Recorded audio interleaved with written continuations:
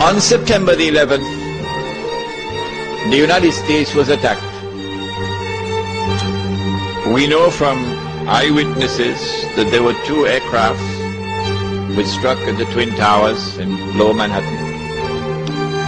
And it could be that the aircrafts themselves caused the buildings to collapse. It could also be they got some help for some dynamite and so on planting before.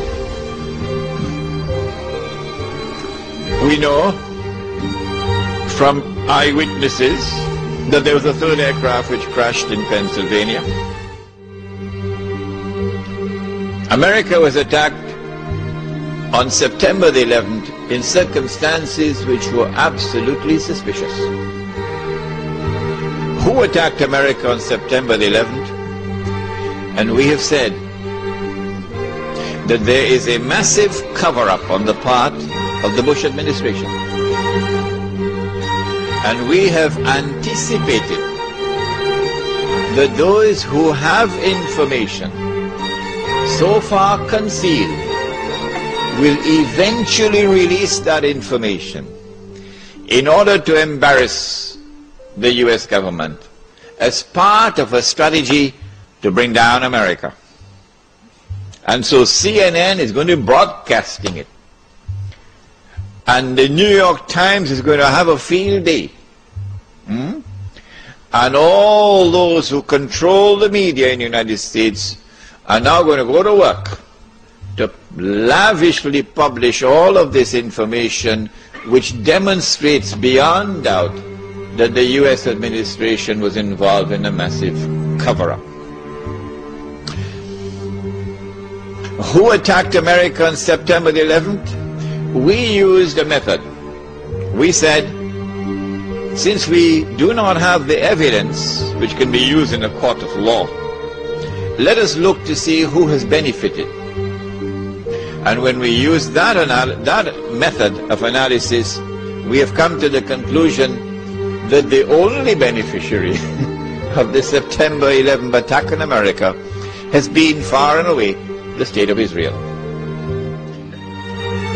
We said that those who attacked America, therefore, must have at their core the Israeli Mossad. And they must have benefit and help from many others within the United States, within the administration, even from within the White House. When we look at their strategy, we see that they put on board the aircraft a large number of Saudis. Sounds suspicious. Why so many Saudis? They were on board the aircraft and they died when the aircraft crashed. So these were the hijackers, except that one of them read in the newspapers that he was dead.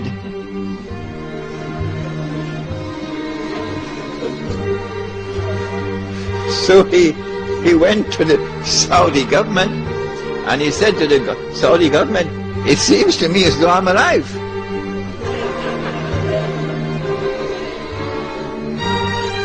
The Saudi newspapers published this article, which I read with my own eyes.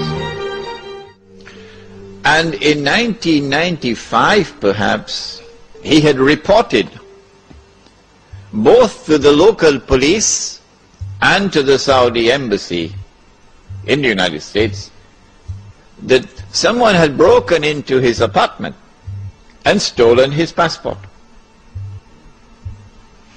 Whoever did that used that passport to hijack his identity, and so they could put him on board the aircraft.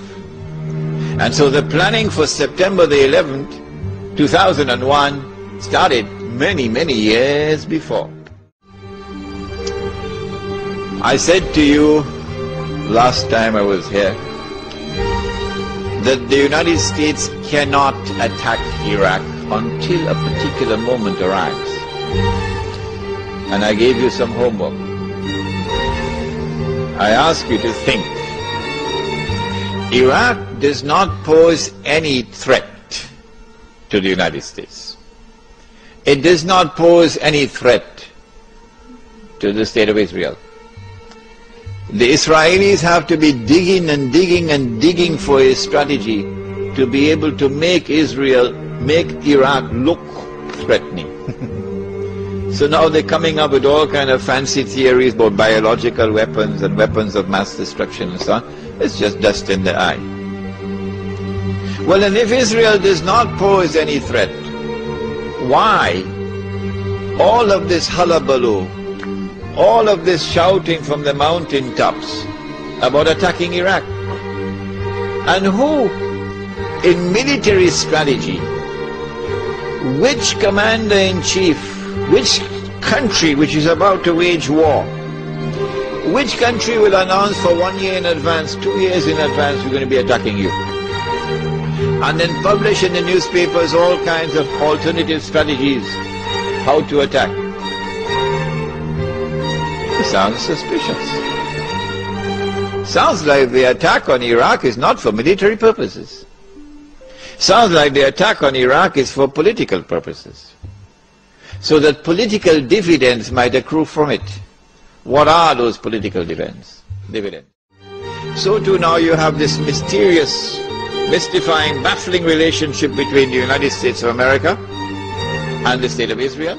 Britain, which was the ruling state in the world, now during the First World War has to yield to another ruling state, namely the United States of America. If you don't understand, go and read your history.